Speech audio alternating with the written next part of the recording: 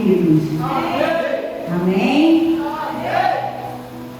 Graça e paz, queridos. Quem está feliz, quem está alegre na presença de papai? É muito bom, né, estar na casa de Deus. É muito bom sentir a presença dele. Hoje, eu confesso que passei mal o dia todo. Senti muitas dores. Fui para casa, não consegui trabalhar. Estou aqui à base de remédio e a graça de papai. Papai é muito bom, porque ele tem motivo de fé. Você pode agradecer a ele por isso. Você pode declarar que ele está aqui e ele veio para nos curar, para nos transformar, para libertar as nossas casas. Você acredita nisso? Você confia nisso? Porque não adianta estar aqui se não acreditarmos. Não adianta estar aqui se não tivermos fé, se não confiarmos. Hoje eu te convido a abrir a sua Bíblia em Marcos, capítulo 3, do versículo 24 em diante.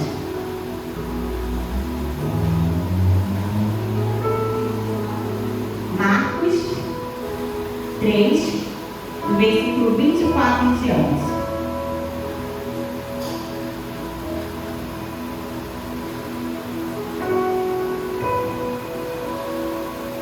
Aleluia! Se o reino se dividir contra si mesmo, tal reino não pode subsistir.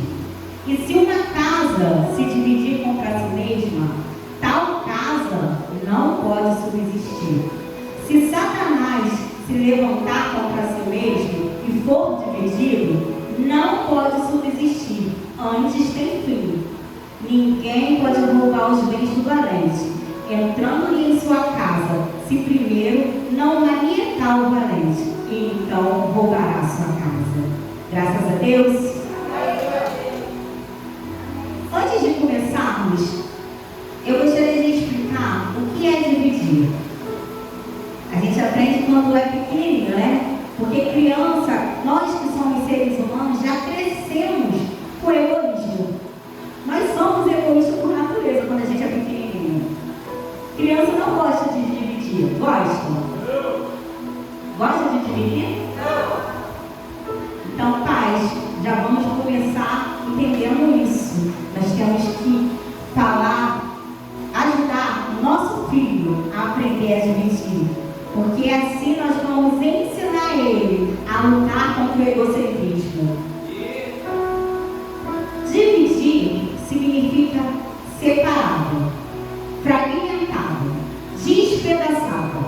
E se uma casa despedaçada, e se uma casa separada, e se uma casa fragmentada, contra si mesma, tal casa não pode subsistir.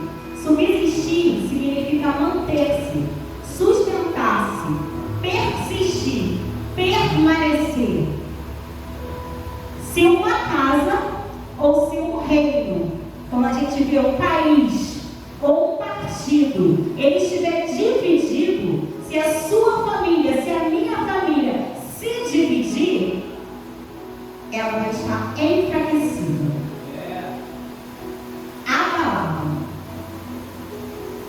e pode ser destruída. Não existe família dividida que seja forte. E isso não é nem probabilidade, porque na palavra fala que se uma casa se dividir contra si mesma, tal casa não pode permanecer. Se a casa, se a sua família, se eu e você nos dividirmos, estaremos debilitados. Uma família dividida não prospera. Uma família dividida não multiplica. Uma família dividida não cresce. O que une uma família, eu perguntei isso ontem a uma crente. E eu falei, o que une a sua família? E ela falou assim, o churrasco, eu adoro fazer churrasco e junto E aí eu falei para ela, lá em casa, tem um Natal que junta todo mundo. E ela foi falando comigo e a gente foi conversando. E eu fui pensando nisso, que une a nossa família. Um churrasco, uma festa, um almoço, pode falar. Um culto, um aniversário. Tudo isso é importante. Dê tempo de qualidade para a sua família. Tudo isso é importante. Mas não é o primordial. O que une a nossa família são os conceitos bíblicos, vivenciados, experimentados e praticados. Aleluia! Aleluia! A fundação, ela precisa estar correta. A fundação não pode ter rachadura. Lá no meu salão, tem um banheiro. Quando eu fui lá, eu já fui há 4 anos. Tinha uma rachadura pequenininha, bem pequenininha. Agora, a rachadura já tomou o banheiro inteiro. E essa semana eu falei com o proprietário. Falei com ele, lá perto de uma pedreira. Aí eu falei com ele falou assim, Dona Renata, provavelmente esse lugar não estava pronto para ter um segundo andar. E se não fizerem nada, aquilo ali pode tombar. Aquilo ali pode ir ao chão. E assim pode acontecer com a nossa família. A família, ela faz parte do princípio multiplicador. Nós estamos em que ano aqui na nossa igreja? Multiplicação. Nós estamos em que ano aqui na nossa igreja? Multiplicação. Estamos em que ano? Multiplicação. Não esqueça mais disso. Viva, experimente e pratique isso. Aleluia! E a família, assim como o Evangelho, ela faz parte desse princípio de multiplicador. Em Gênesis, capítulo 1, versículo 28, fala assim: Deus os abençoou e lhes disse: sejam férteis e multipliquem-se. Ele estava falando com Adão e Eva. Em Gênesis 17, versículo 2, fala: estabelecerei a minha aliança entre mim e você e multiplicarei muitíssimo a sua descendência. Estava falando para Abraão, consequentemente para sua esposa. E se a família faz parte do princípio de multiplicação, do plano de Deus, e esse plano continua em vigor ainda nos dias de hoje, se a família lá, pela Bíblia, a gente consegue entender que ela faz parte desse princípio. E o plano de Deus não mudou, continua o mesmo. A ordem dele é: Deus lhes disse, sejam férteis e multipliquem-se. Mas na atualidade, isso tem acontecido? Nos dias de hoje, as famílias têm se multiplicado? Nos dias que estamos vivendo no ano de 2023, pelas estatísticas, se você procurar, você vai achar? Será que é a mesma multiplicação que Deus falou aqui? E o que será que tem acontecido? Eu pensei muito quando o pastor falou que era o ano da multiplicação. Eu vibrei, porque eu gosto. Vibrei. E eu fiquei falando, Senhor, multiplicação tem a ver com o Evangelho e família, crescimento, amadurecimento. E eu fiquei pensando na família do Daniel. A família do Daniel é uma família muito grande. Para vocês entenderem, tem até brasão a família dele. Quando a gente procura no Google, acha, tem a árvore genealógica e vai descer e vai achando. Aí eu falei assim, fiquei pensando comigo, né? Aí eu peguei a árvore genealógica da família do Daniel e peguei e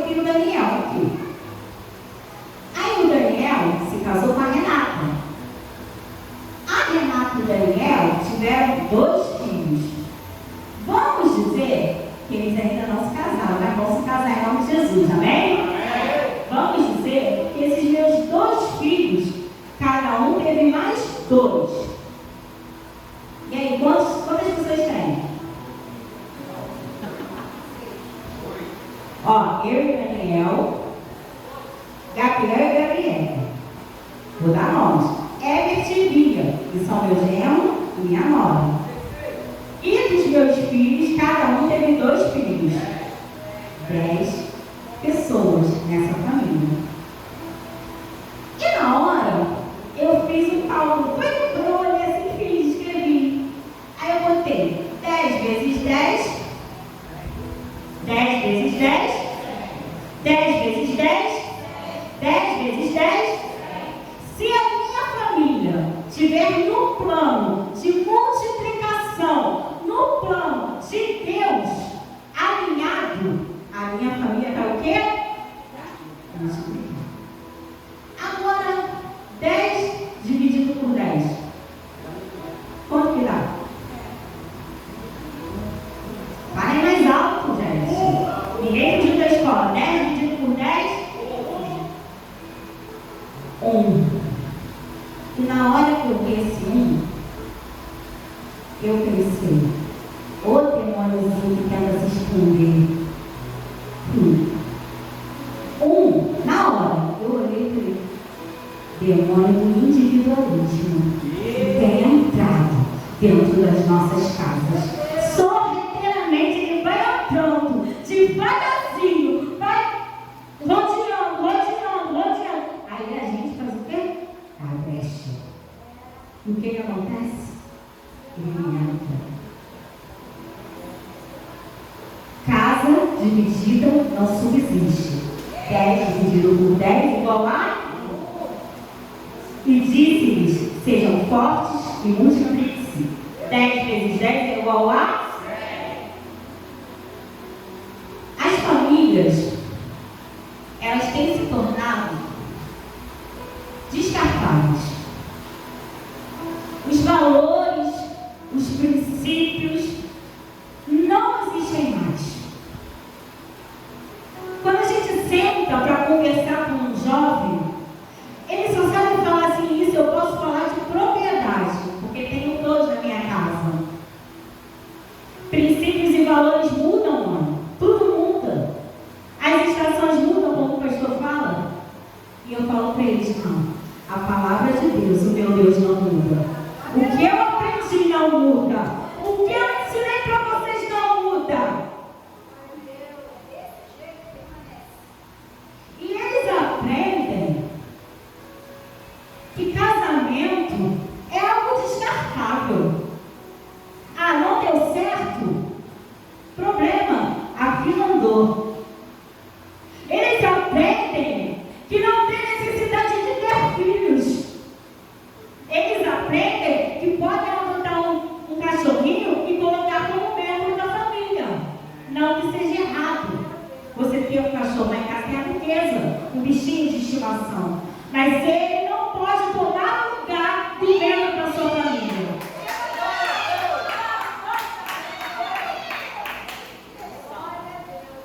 Ele não pode tomar o lugar. Hoje, quando eu abri o Instagram, tinha um dizer lá, e a menina botou assim, muito bom estar sozinha. Não quero mais ter ninguém. Eu sou independente. Não preciso de ninguém. Não quero casar, não quero ter nada. Porque eu sou autossuficiente. Nos dias de hoje, estamos assim. Onde você ser sozinho, independente, se bancar, palmas para você. Porque é assim que eles pregam. É assim que eles falam. Não que nós não temos que trabalhar, não que nós não temos que ajudar em casa, nos manter, mas isso não pode tirar os princípios de família. Aleluia!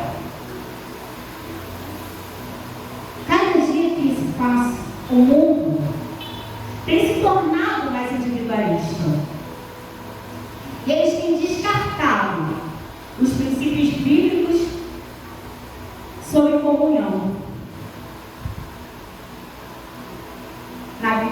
é tão bom viver sem comunhão. Comunhão para quê? Se eu posso fazer reunião pelo celular? Ir lá na casa da minha família para quê? Se eu posso mandar mensagem? O tempo está muito corrido. Eu trabalho demais. Para quê? Para que relacionamento? Só dor de cabeça, só perturbação. Ela fala o tempo todo. E ele me penteia o tempo inteiro. Não sabe onde está nada. E ela gasta pra caramba. Para quê? É isso que o mundo tem pregado. 10 vezes 10? 10 vezes 10? 10 dividido por 10? O plano de Deus é que nós sejamos férteis e multipliquem. O plano do diabo, sabe qual é? É dividir. E no decorrer desses anos, porque se você prestar atenção em tudo que vem acontecendo e na velocidade que vem acontecendo, você vai entender que ele tem plantado isso na sociedade. A começar pelas crianças, pelos jovens, na faculdade faz uma lavagem cerebral. E eles voltam de lá totalmente diferentes. E isso não é de agora. Trazer de volta a importância da família é responsabilidade minha e sua.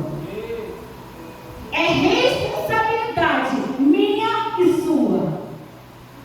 Porque não adianta a gente ficar aqui dentro e não pregar para os nossos filhos, e não pregar para as nossas esposas, não pregar para os nossos maridos, não falar com os nossos parentes,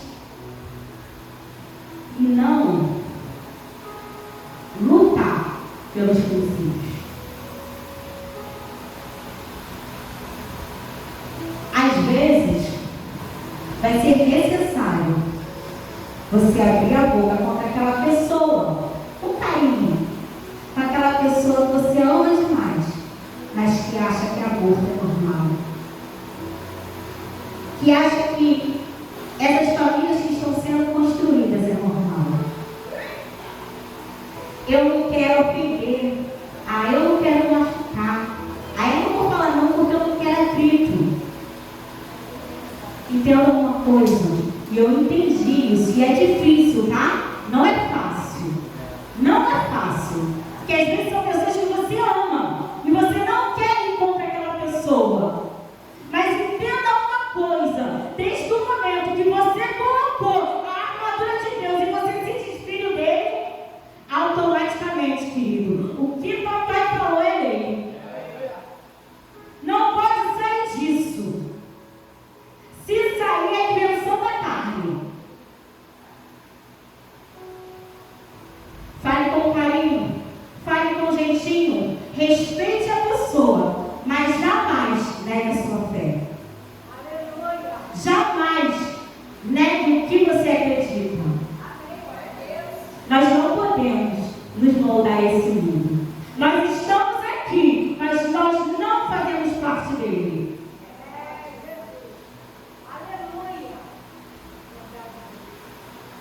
Trazer de volta a importância da família significa lutar contra o individualismo.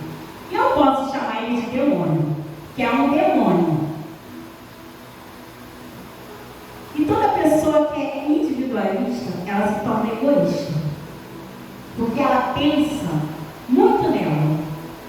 A pessoa que é individualista, eu vou te dar um exemplo bem simples que estava acontecendo comigo. Eu falei com a pastora, até aqui na EBD. Eu sou uma mulher independente, assim como tantas outras aqui, correto? Trabalho, tenho meu negócio. Conseguiria me sustentar? Sim. Mas eu tenho meu esposo, correto? Daniel, faz assim. Eu tenho meu esposo. E essa questão de você ser muito importante é que eu posso falar dessa forma, faz com que às vezes você comece a pensar muito em você. Eu consigo ir, eu não preciso falar com ele não. Eu posso. Eu posso comprar, eu consigo pagar, eu não preciso pedir a ele não, conversar com ele para quê? Eu posso passar o cartão, depois eu pago. Eu não preciso do dinheiro dele. E Deus teve que me amassar um pouquinho. E foi no meu particular.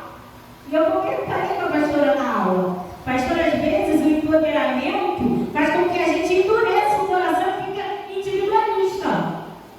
Devido a tudo que a gente passa, a gente bota uma armadura tentando se proteger. Só que a armadura que eu tenho que colocar é a armadura de Deus e não a minha armadura. Porque a minha armadura leva a minha família à morte, mas a armadura de Deus traz a minha família à vida.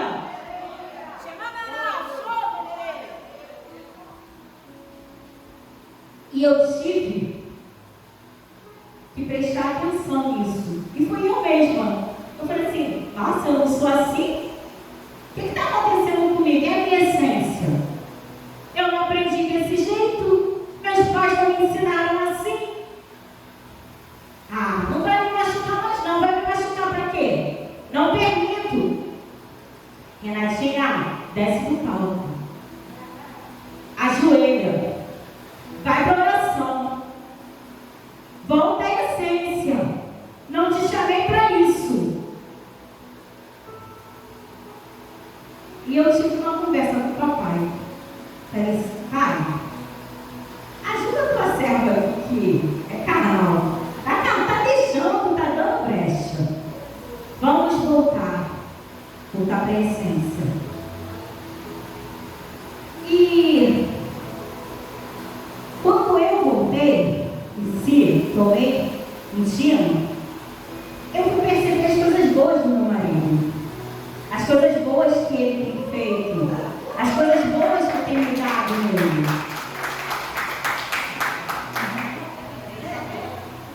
E são coisas pequenas, mas são detalhes que fazem a diferença. E eu percebi que o individualismo saiu lá de casa. Porque o Daniel passou a pensar mais em mim. Quando ele vê ele sabe que eu gosto de bolo de milho. Se ele vai lá comprar, ele traz para mim. Ontem ele trouxe chocolate para mim.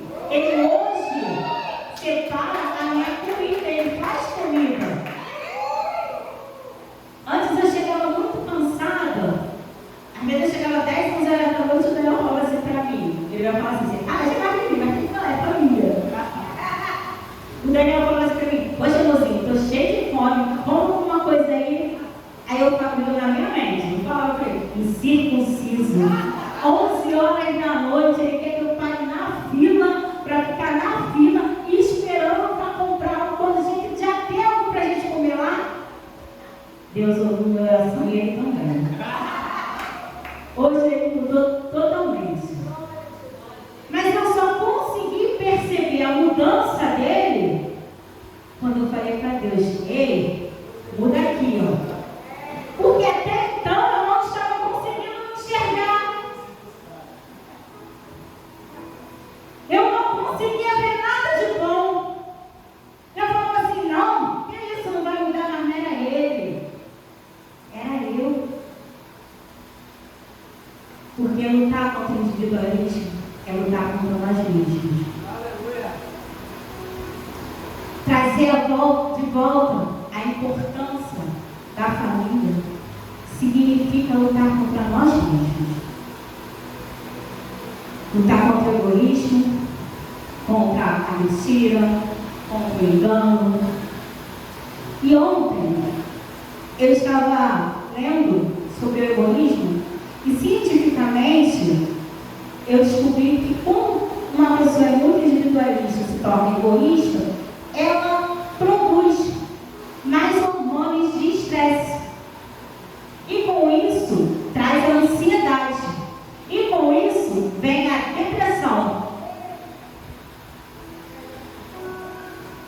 Em Tiago 1,6 fala: por onde a inveja e a ambição egoísta, aí há confusão e toda espécie de males. Vocês conseguem entender como o nosso inimigo é ardiloso? Ele veio e veio plantando. Há quanto tempo isso? E nós, às vezes, caímos. Lutar contra o individualismo é lutar contra nós mesmos. Em Mateus, capítulo 20, versículo 28, fala assim: bem como o Filho do Homem não veio para ser servido, mas para servir e para dar a sua vida em resgate de muitos. Vou ler novamente porque eu gostei tanto desse versículo. Engraçado que tem versículo que a gente lê e a gente fala assim: ele estava ali. Eu li, eu falei: nossa, que versículo bonito. Bem como o Filho do Homem não veio para ser servido, ele não é individualista, mas para servir e para dar a sua vida em resgate do mundo. A individualidade não provém de Deus. A individualidade não provém de Deus.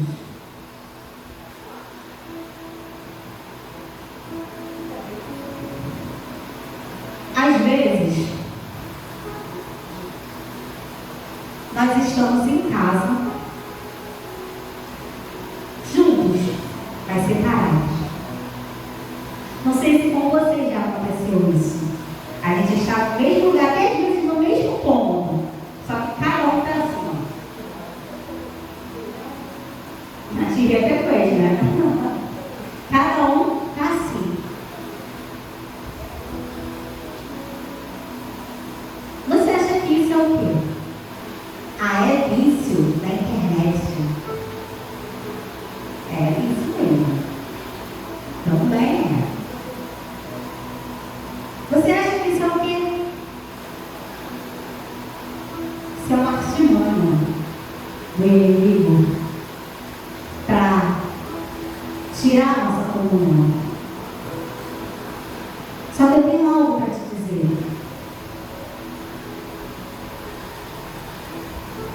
A escolha vai ser nossa. A decisão vai ser nossa. Eu posso pegar isso aqui e usar para o bem e posso usar para o mal. Eu posso usar isso aqui com equilíbrio ou sem equilíbrio. Hoje eu estava prestando atenção lá em casa. Estávamos na sala, queria baixar a cabeça.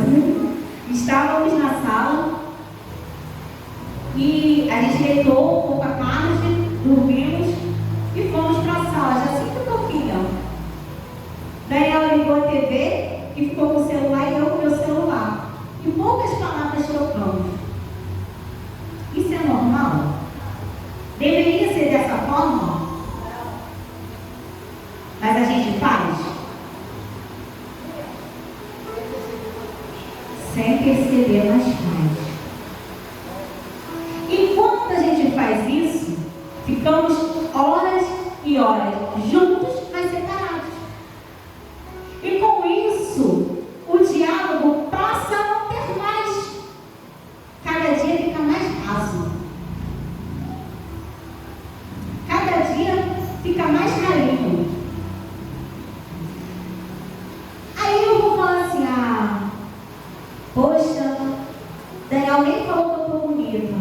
A Daniel vai falar assim: poxa, a Renata nem percebeu que eu fiz a barba. Mas por quê?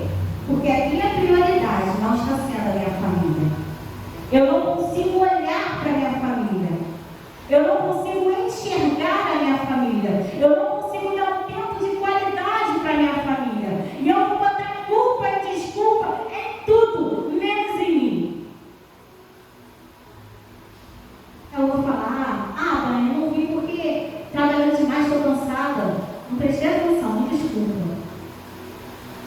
E ele vai falar, mas nem presta atenção no vídeo. Quando na realidade, nós estamos vivendo juntos, na mesma casa, mas separados. E eu fiquei pensando, e eu gosto de usar a minha vida como exemplo. Esse tempo ficamos 1 hora, né, agora mais ou menos. Ficamos 1 hora juntos. Será que a gente não podia usar essa 1 hora para falar dos nossos filhos, para falar da palavra, para escutar um louvor, para conversarmos, para namorarmos? Será que a gente não poderia ter usado essa hora assim? Para curtir um ao outro, já que os dois trabalham muito? Mas não. A gente ficou e eu fiquei pensando. Eu falei, pai, eu estou querendo aquela palavra, porque é para mim mesmo. Eu fiquei pensando, eu falei assim, 1 hora da minha vida, da vida do Daniel, mal gasta. Onde deveria existir a comunhão, não estava. Era uma comunhão mascarada. Porque se estamos juntos e não conseguimos trocar um diálogo, não conseguimos falar nada, estamos separados, não pensando, não quero saber o que ele está fazendo, não ligo, tem alguma coisa errada. E individualismo não tem a ver com individualidade. São palavras parecidas e distintas, mas são diferentes, conceitos diferentes. O individualista é aquele que só pensa nele. É tudo para ele. Tudo é para ele. Ele está em primeiro lugar. Ele não liga para a vontade de ninguém, muito menos a de Deus. Ele não está nem aí. É ele. A individualidade é algo, uma característica, algo particular de cada pessoa. Por exemplo, Daniel gosta de jogar bola. Conhecido já assim. E eu gosto de conversar com as minhas amigas. Isso é uma individualidade dele. Ele gosta de jogar bola, eu tenho que respeitar isso. Eu gosto de ficar um tempo lendo. É algo que eu gosto. E o Daniel tem que respeitar isso. Isso tem que existir no relacionamento. Mas individualismo não. Egoísmo não. Em Marcos, capítulo 3, versículo 27. Marcos 3, 27. Fala: ninguém pode entrar na casa do homem forte e levar dali seus bens, sem que antes o amar. Só então poderá roubar a casa dele. Ninguém pode entrar na casa do homem forte e levar dali os seus bens, sem que antes o amar. Só então poderá roubar a casa dele. Nesse contexto, depois os irmãos leiam tudo, Jesus estava sendo acusado. Ele havia expulsado o demônio e vieram alguns homens e falaram que ele estava expulsando. Muito obrigada. Que ele estava expulsando em nome de Satanás mesmo. E ele estava sendo acusado. E Jesus falou isso aqui, no meio de parábola. Ninguém pode entrar na casa do homem forte. Casa, nesse contexto, significa o mundo sobre o qual Satanás passou a ter domínio. Homem forte significa Satanás. E seus bens, e levar dali seus bens, são as almas, as famílias que estão escravizadas por ele. E elas são tão preciosas aos olhos de Deus, que deu seu filho para morrer por eles. A minha família e a sua família é tão preciosa que Deus deu o seu filho para morrer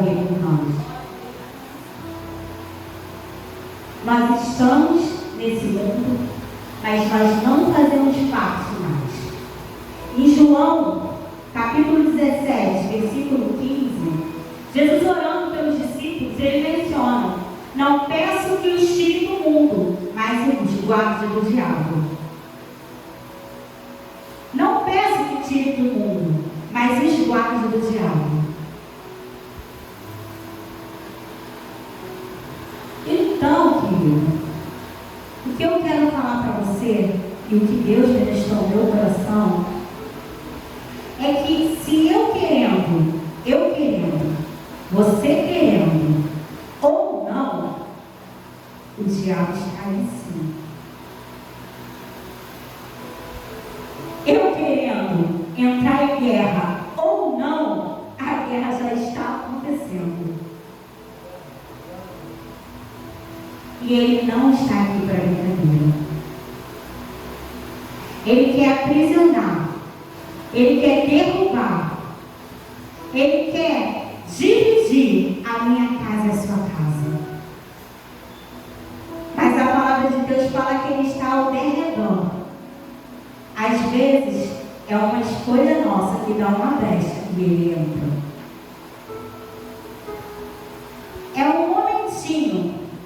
É uma mensagem, é um ouvido, é um olhar, é um não falar com o filho, é um não repreender.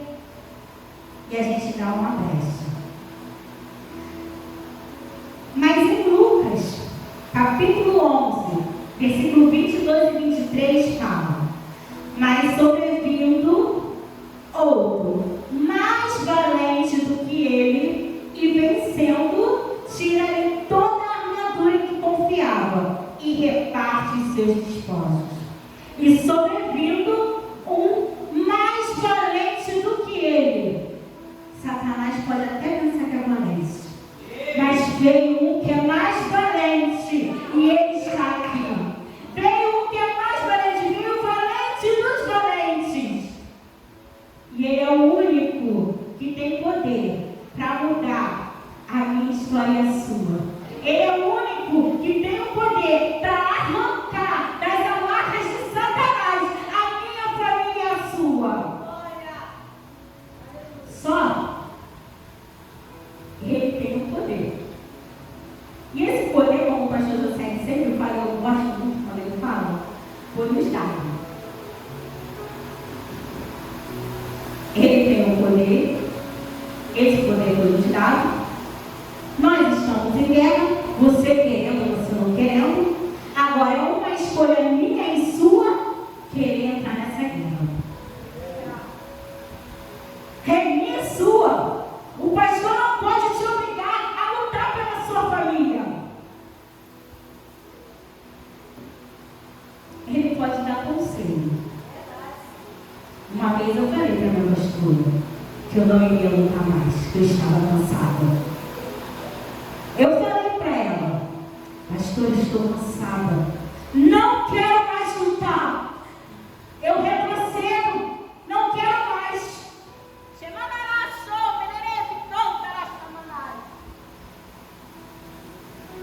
Mas nós cremos em um Deus, e a guerra está aqui. Agora é decisão minha e sua continuar a lutar.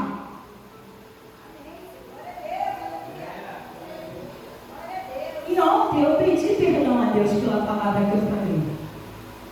Eu falei: Pai, me perdoa.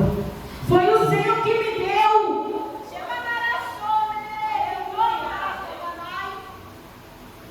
Foi o Senhor que me deu. Quem sou eu para não guerrear na guerra?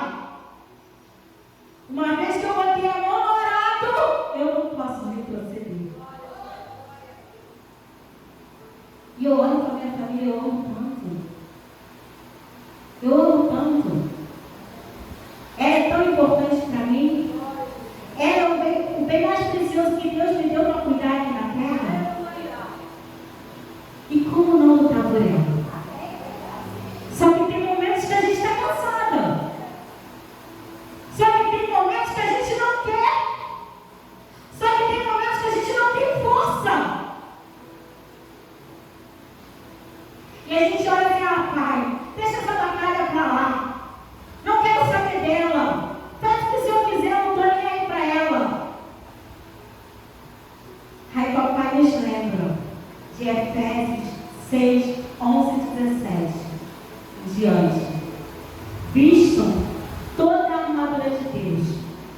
poderem ficar firmes contra as ciladas do diabo, pois a nossa luta não é contra seres humanos, mas contra os poderes e autoridades, contra os dominadores deste mundo de treva, contra as forças espirituais do mal nas regiões celestiais.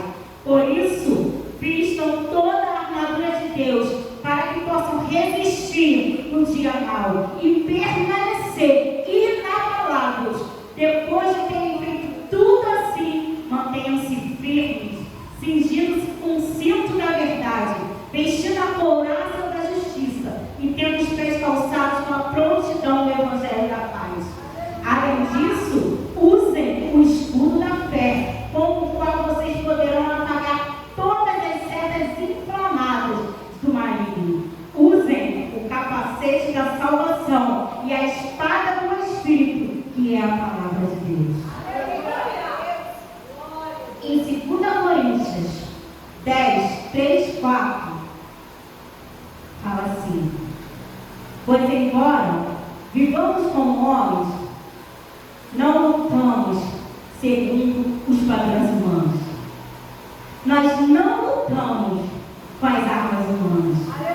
Nós não lutamos com as armas humanas, porque elas só têm o poder de nos destruir.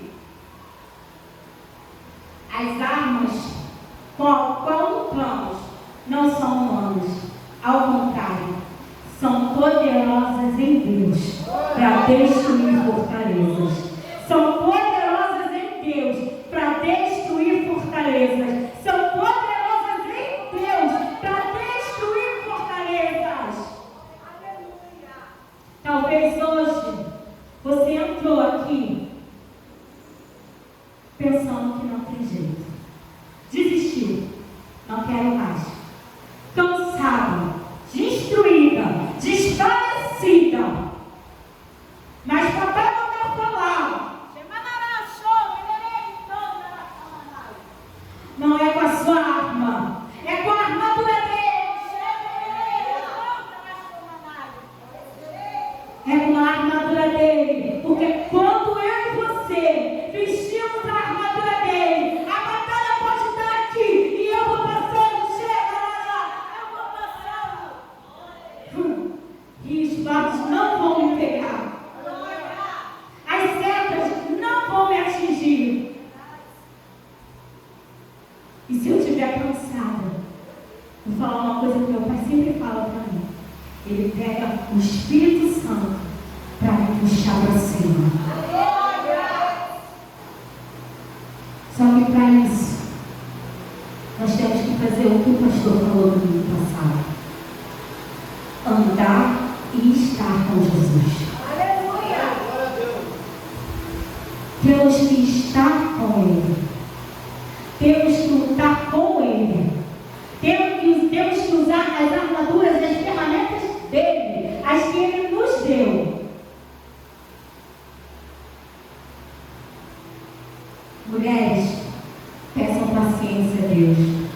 Peçam sabedoria. Peçam discernimento. Sejam sábios. Homens, sejam mais pacientes. Às vezes somos chatas, mas sejam mais ouvintes. Preste mais atenção nos detalhes, porque a mulher adora o detalhe. Se tivermos em Deus, o inimigo ele não vai parar. Ele não vai parar de tentar destruir. Ele não vai parar. Entenda isso de uma vez por todas. É guerra o tempo todo. Não para. Se você está com o olhar espiritual, você consegue enxergar. É guerra o tempo todo. Ele não para, ele não se cansa, ele não desiste. Que eu e você possamos vestir a armadura de Deus. E que a nossa casa não venha se dividir, mas venha se multiplicar. Que a presença do Senhor esteja no nosso lar. E que nós possamos batalhar pela nossa casa e não desistir. E se hoje você falou, como eu falei naquele dia, eu não luto mais, Peça perdão ao papai e volte a lutar pela sua casa. Volte a batalhar e guerrear pela sua casa. Acredite que o papai pode mudar a situação. Lute com as armaduras dele, com as ferramentas dele. E creia no milagre, porque vai acontecer. Assim, eu agradeço a minha oportunidade.